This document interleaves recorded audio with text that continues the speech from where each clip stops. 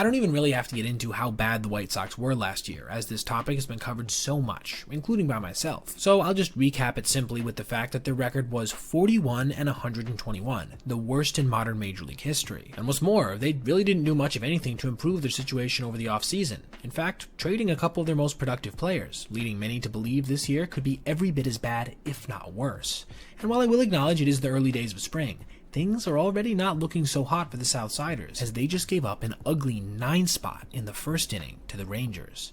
The trouble began with 2 runners on and 1 out, as Adolis Garcia would lace a ground ball at 106 miles per hour up the middle, scoring Josh Smith and pushing Jock Peterson, who had walked, to third. Dustin Harris would then lift a fly ball to medium right, scoring Peterson but also registering the second out of the inning for the White Sox. But as you'd probably guess based on what I just said, that's not where things would end, as following 2 walks sandwiched around a hit by pitch, the score was 3-0, with Jonathan Ornelas at the plate, who would then promptly line a cutter to right field to score 2 more runs. At this point, it was 5-0 in just the top of the first.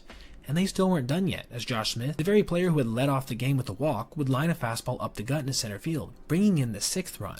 But the single biggest blow of the entire frame would come in the next at-bat, as Peterson, also up for his second time in the frame, would crush a deep fly ball to left center field that would carry out, tallying the Rangers' 7th, 8th, and 9th runs of just the top of the first.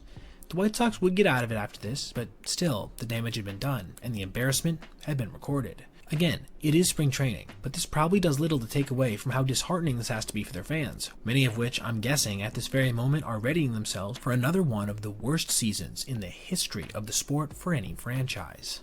Before you go, I just want to ask you, have you dealt with issues with blackouts for your favorite sports teams in the past? Well, if you have, our sponsor Unlocator is the perfect solution.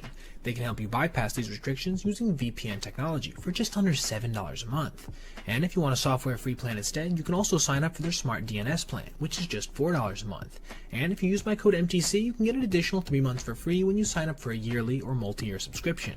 So, if you're having issues with sports blackouts or are just in the market for a kick-ass VPN, consider checking out Unlocator and using my code MTC for an additional 3 free months.